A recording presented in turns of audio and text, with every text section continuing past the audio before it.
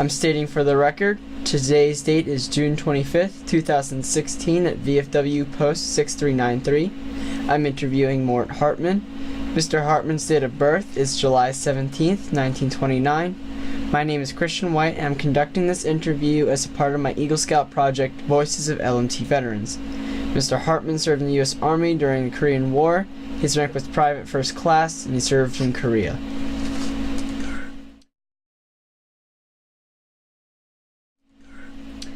Where were you living before your service? Philadelphia. What was your life like before your military experience? Pretty good. What were you feeling when you were drafted? Fine, I felt I had to serve. I didn't complain. Did you consider skipping the draft at all? Oh, no. What were your feelings about those that did skip the draft? I was too young to really get involved. I saw how they would use medical reports from a doctor saying they had this and they had that, and they would get deferred. I was young and eager and didn't have a girlfriend or anything to worry about, or a wife. Right. So, I'd never been away from home all my life, so this was something new. Do you recall your first days in service? Mainly basic training. And it was an 8-week course that I spent. And it was in Fort Knox. It was different. I was seeing part of the world that I had never been to before. And I found that the people in the service with me, we all seemed to have been in the same boat. So it was sad for some guys. And for me, it was sad because I had, which I thought were older guys yelling at me and screaming at me.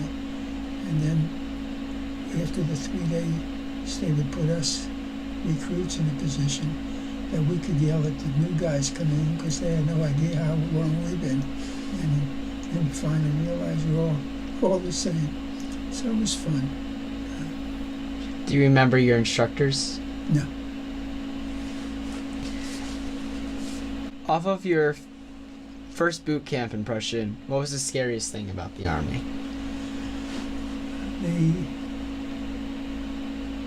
I would say the nights that you thought about a lot of things and you were scared. It was a new life. And you weren't treated by these officers very nice.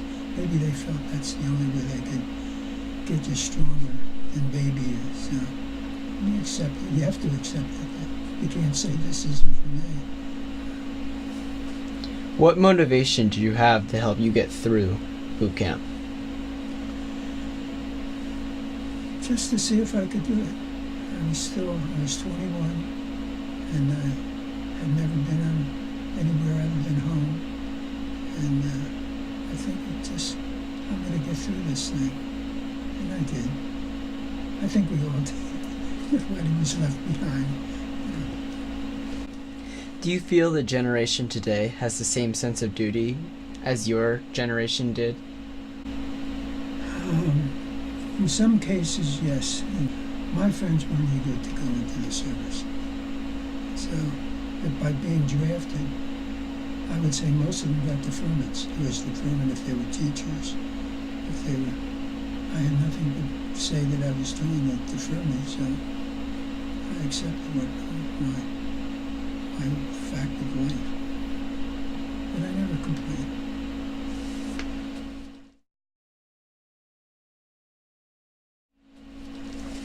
So where exactly did you go when you were in service? Well, the original route was in Fort Knox. I took basic training. Then, I'm trying to think, my memory loss, as well, I believe is due to the wound. I have no memory of when I got out of basic training till I went to Japan. That was like 6 weeks of memory. One of my papers had said I was somewhere, and I don't remember being there.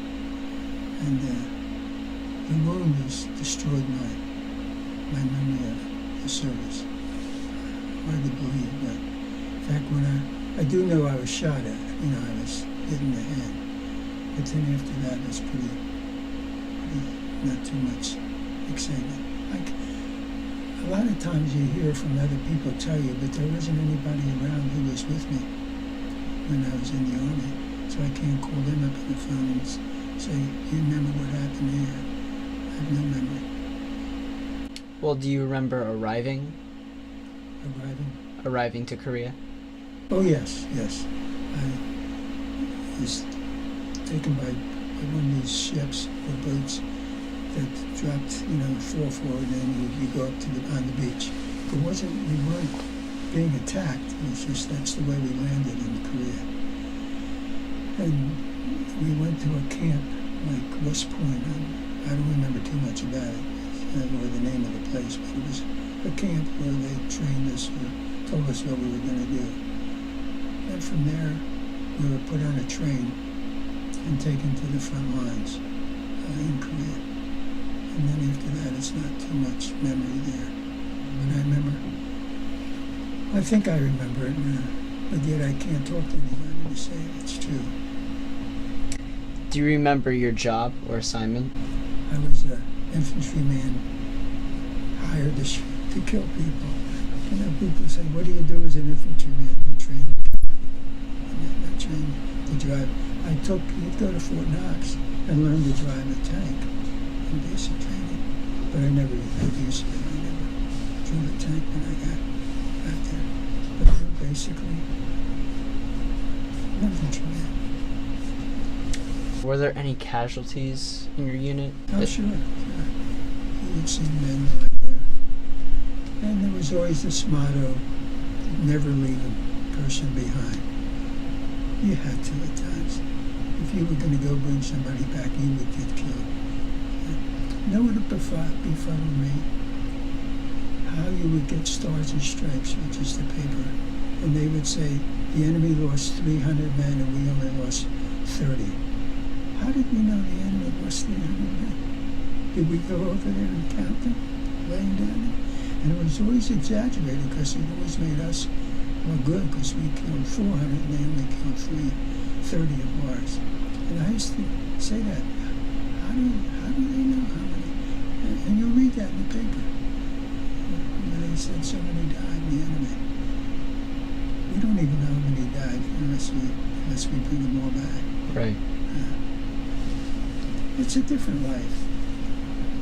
I would want my children to have that kind of life. Did you retain any injuries? Well, other than that shot in the head. But I recovered fairly fast. I was shot May 7th. And I was back home in July. I went to Valley Forge Hospital, which was in Phoenixville. And I was home. I was still in the Army, but then I was a patient at the hospital for a while. And they discharged me from the service from Valley Forge Hospital. Can you tell me about a couple of your most memorable experiences in Korea? I guess it was meeting Koreans, the South Koreans, because the North Koreans, you could have a North Korean laying next to you and not know it. He was supposed to be a South Korean. And we would find that every now and then, where North Korean got into our lines and they were taken away. There were no prisoners of war. We either shot them or killed them. We never took a wounded person back. Because you'll see in the show MASH, they show the Korean War. But it really was made for Vietnam War. They changed their minds afterwards. They didn't want to show people what's going on. And we were always told, write happy letters home. Never tell them what's going on. You don't want to depress your family. Tell them, oh, we're okay.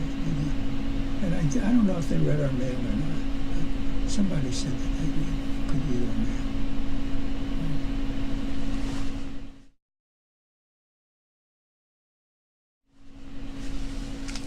How did you stay in touch with your family?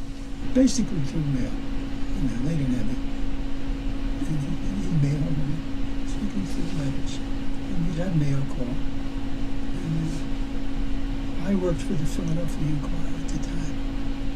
And they sent me care packages. I was the only employee in the service. They had this save money. I mean, the people that do all this, I'm the only one who was getting any packages. They never had to send it to, which was very nice. And then when I came out of the service, they gave me a banquet, and they presented me with a check of all the money that was still in the funds, because they had nowhere to use it. And I think it was like $800, which then was a lot of money, because I bought a car with it. That's how I bought a car with the money. So that was a good experience. What was the food like? Well, sea rationing, basically. It's not like these wars now. They have Halliburton cooking meals. I was down in the VA one time checking something out, and I was sitting next to a fellow who served in on there. And he said, oh, on Thursdays we have lobster. On Wednesdays we have this. Because Halliburton was the caterer. We never knew from caterers. I have a brother-in-law who was a cook in the Army. Well, they were cooks. You don't hear people cooks in the Army anymore. It's a private catering service. It's crazy. Don't get me started.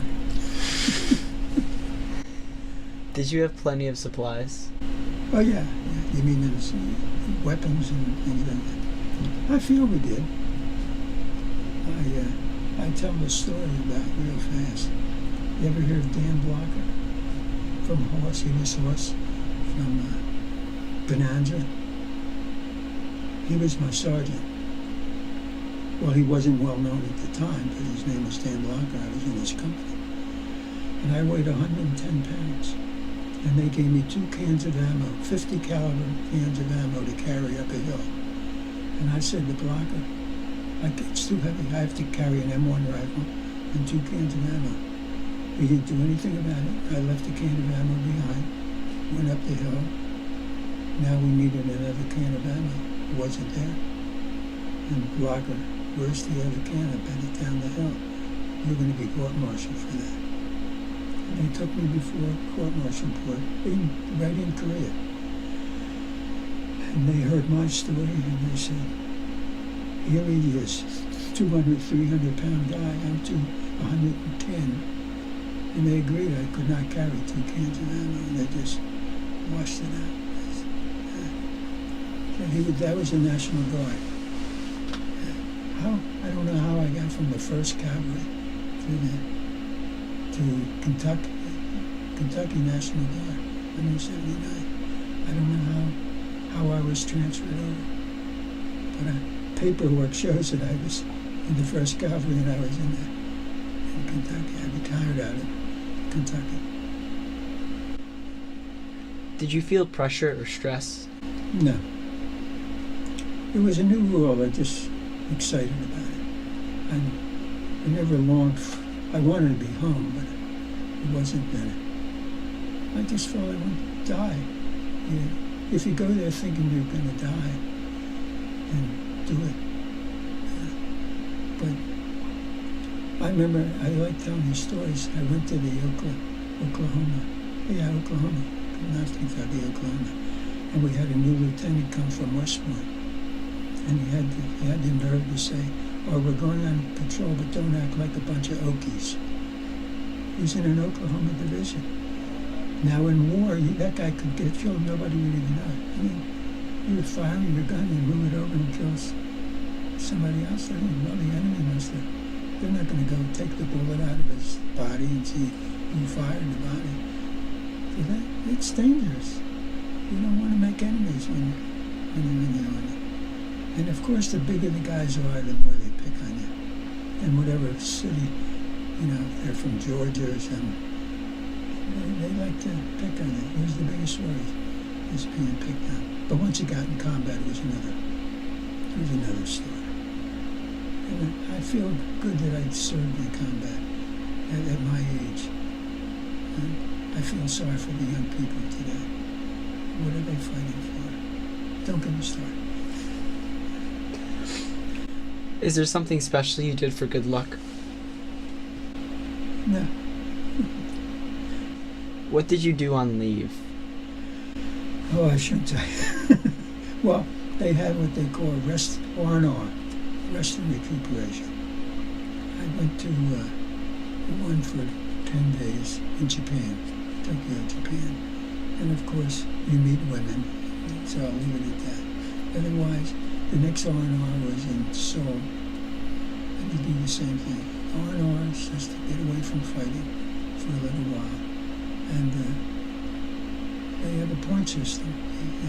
You get to a certain point that you're entitled to go. And my point system was 32. I was getting 4 points a month. That's to come back. And I was on my 7th month. Normally they take you away. They put you away from the front lines because they figure if you survive this long, let's make it safer for you then, so you won't be in combat. I just missed that by a month. What did you think of your officers or fellow soldiers? Fine. What were your days of recovery like while in Korea? I don't know too much because I was in a helicopter to a MASH hospital. And really, I don't know. I was mostly out of it. I remember at one time being blind because of the wound. And I really, they saved my life though. Do you agree with the limited war approach in Korea? The problem with these wars is you have two Korean, it's like the North and the South in the Civil War, World War. These all at one time were friendly with each other. You don't want to kill. You don't want to keep killing civilians, and that's what you do. You end up killing a lot of civilians. So I never gave it any thought. That was up to the president. Do you agree with that peace treaty that ended the war? Sure, anything that ends peace, it ends in war. So why would I?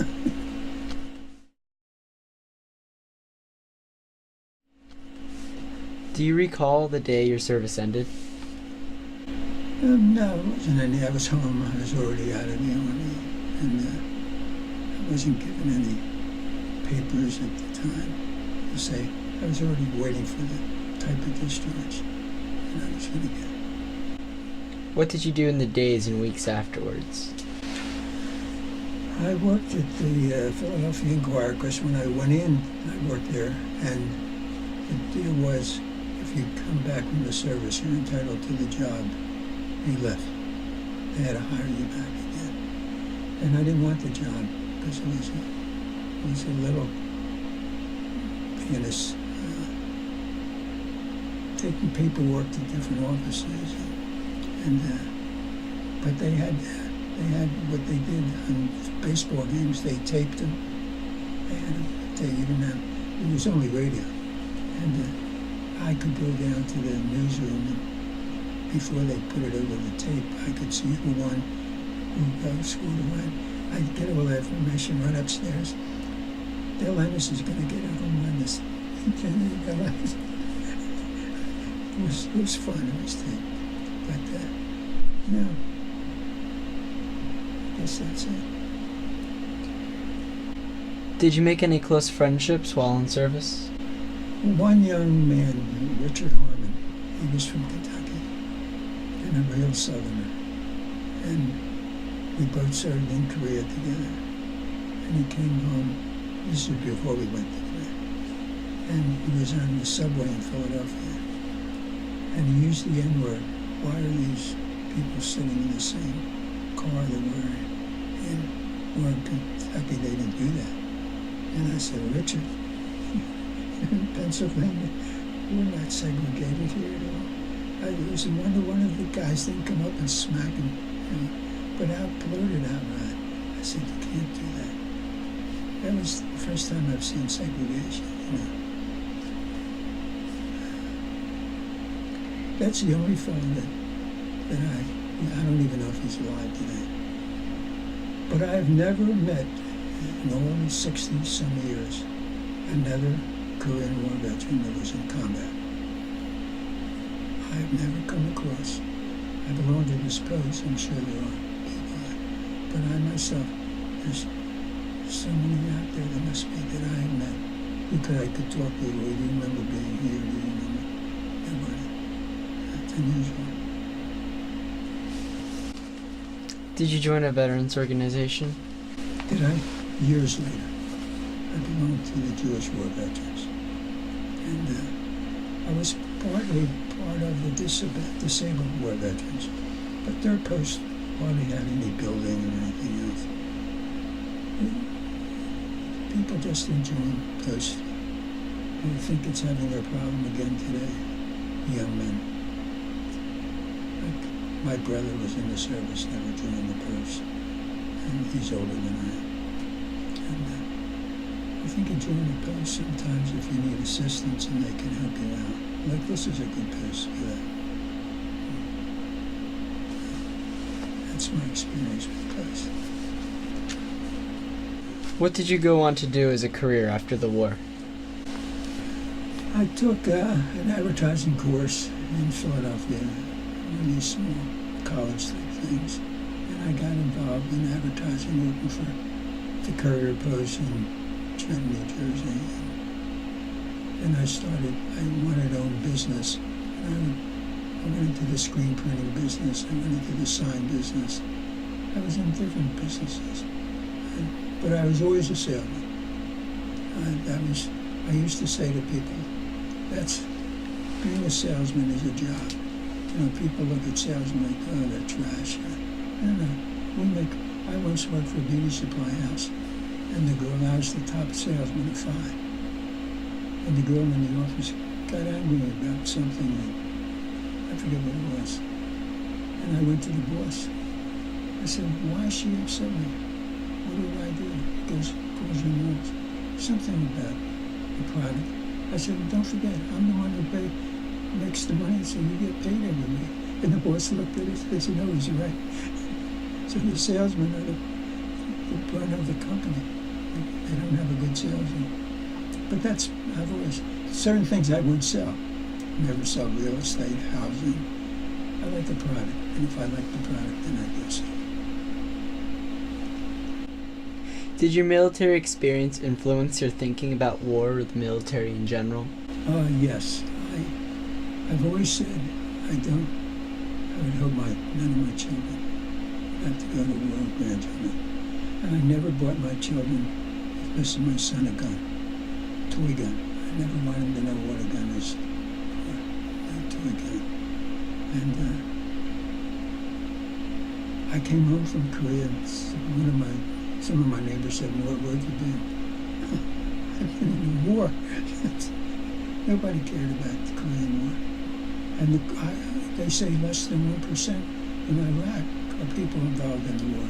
The people, less than 1%. So the other 99% have no feelings, have no involvement in it. It's such a small amount. But people don't care. I worry more now about the stock market.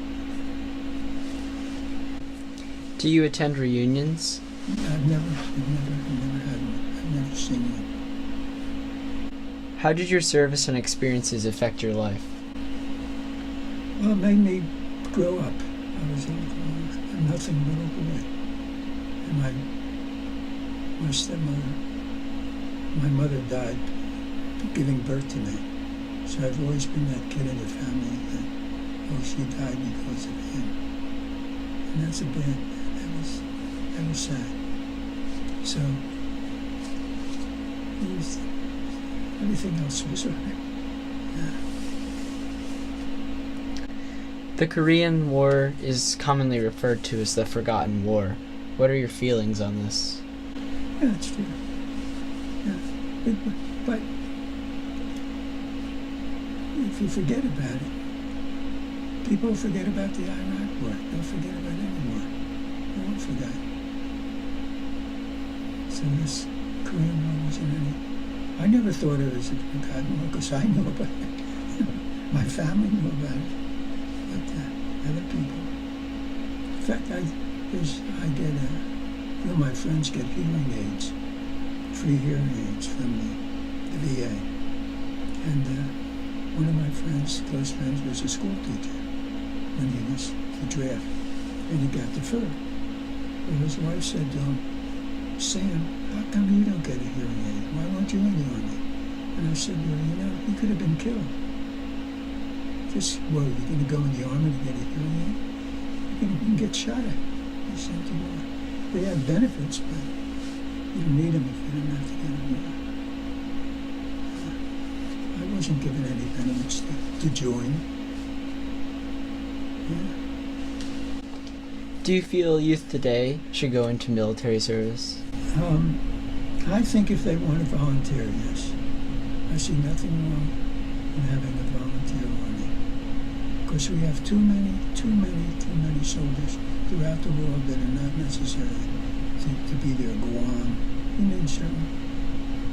What are they doing? Japan, what are they doing there? If you need them in combat, they're volunteers. It's not like they've been drafted in. You utilize the men you have. That's my... I hate war. I guess that's it. It's sad. Is there anything you'd like to add that we have not covered in this interview? Yeah. I think I've told you. I appreciate you asking me these questions. Nobody's ever asked them before. And at this stage of my life, I'll be 87 next month. It's interesting that somebody wants to know.